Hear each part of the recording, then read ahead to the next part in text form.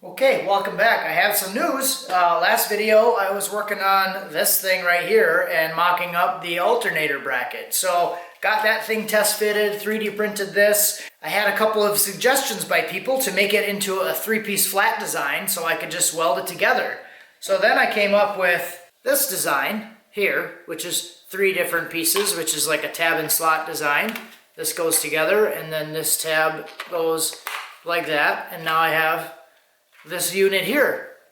So then after that, I sent it into SendCutSend, and now I ended up with this.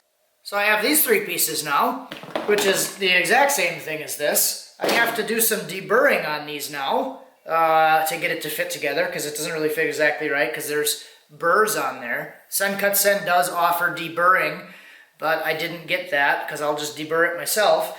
But I'm gonna weld this thing together, and this was really cool. So I sent this in, I submitted the order on like 8 p.m. on a Thursday night, and I ended up getting it the next Wednesday. So less than a week, but I ordered 3 of them. Ooh, so let's get to work on this. All right, so I have this like this now. This one is still loose. I kind of deburred all these. This one fits on there pretty snugly. I believe these are a water jet cut, so the edges are a little bit rough. I did build in 10 thousandths clearance all the way around everything, which is what they recommended. SendCutSend recommended on their drawings. So I did modify it that way, but it's still pretty tight. I was able to get this one in by doing some filing and then pressing it in there. So that worked pretty good. But what I want to do now is make the threads for this. So you can see I made it with the rear holes a little bit bigger. So my thought on that is I'm going to take a threaded cylinder and I'm going to turn it down in the lathe so I can press it into the backside so it has a steel thread that is pressed into the back. So I bought these guys that are just like some cylinders that are threaded on the inside. I made this hole 14 millimeters and these are about 16 millimeters. So I will be able to turn down a little bit and then I'll just cut it to length and then press it into the backside. Right at 16, and I'm gonna go probably a 1/2 inch and then leave maybe like an 1/8 inch on the back just for a little flange. Okay, so I did go ahead and cut this in half. It was about 39 millimeters long. So I just cut it into 2 similar sections. The bracket is about 13 millimeters, a little over 1/2 inch. So what I'll do is I'll just take about 13 millimeters and then turn that section down, leave it a little flange on the backside. That way they're both the same length. All right, so how does that look? It's got like a little 6 millimeter step here, and I made it about 14.3 millimeters in diameter here. So I'll do the other one quick.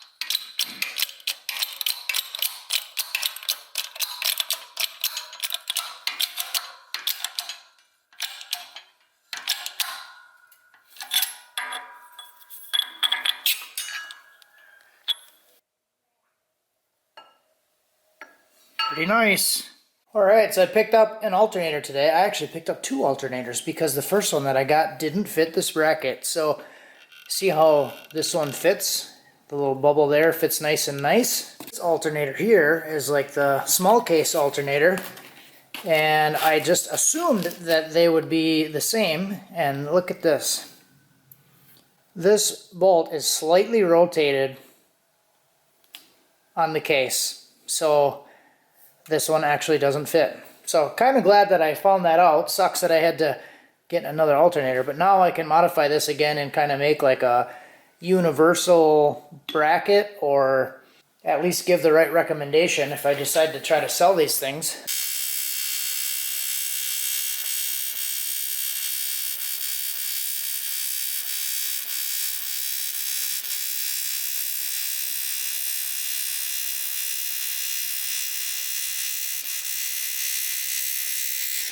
All right, so let's bolt it on and see how we're looking. I didn't actually bolt the back plate on. I did eyeball it though, and the eyeball looks pretty good. And that one threads in. Oh, really good. It's like barely any play in there. Those are 10.5 millimeter holes.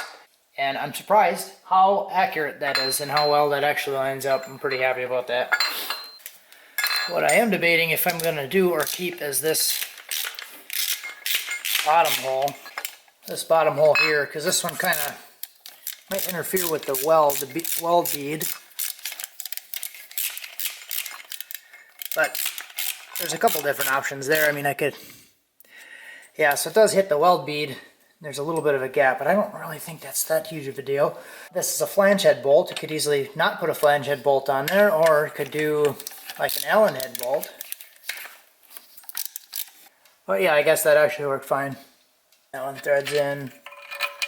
This one threads in. All good. Alright, it took quite a bit of massaging